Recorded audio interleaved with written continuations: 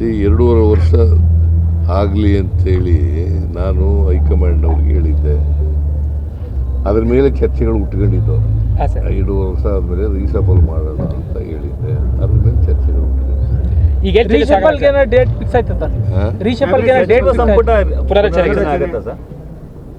ಇಲ್ಲ ಅವರು ಅದ್ರ ಬಗ್ಗೆ ಮಾನ್ಯ ಖರ್ಗೆ ಅವರು ರಾಹುಲ್ ಗಾಂಧಿ ಜೊತೆ ಮಾತಾಡ್ತೀನಿ ಅಂತ ಹೇಳಿದ್ದಾರೆ. ಯಾಕಂದ್ರೆ ಗೊಂದಲ ಏನಾದ್ರು ಇದೆಯಾ ಅಂತ, ರೀಶಫಲ್ ಮಾಡಕ್ಕೆ ಏನಾದ್ರು ಗೊಂದಲ ಇದೆಯಾ ಅಂತ? ಎಲ್ಲಿದೆ ಗೊಂದಲ?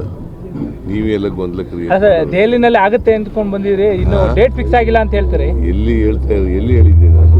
ಹೇಳ್ತೀನಿ ಅಂತ ಹೇಳಿದ್ದೆ. ಅವರು ಮಾತಾಡಿ ಹೇಳ್ತೀವಿ ಅಂತ ಹೇಳಿದ್ದಾರೆ.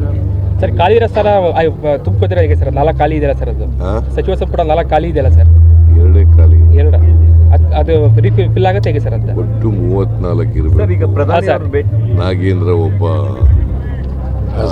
ರಾಜಣ್ಣ ಒಬ್ಬ ಬಿಟ್ರೆ ಬಾಕಿಯವರೆಲ್ಲ ಇದ್ದಾರೆ. ಸರ್, ಅದು ರೀಫಿಲ್ ಯಾವಾಗ ಸರ್ ಅಂತ? ಅದು ರೀಫಿಲ್ ಯಾವಾಗ ಆಗುತ್ತೆ ಸರ್ ಅಂತ? ಅದನ್ನ ರೀಸಬಲ್ ಆಗುವಾಗ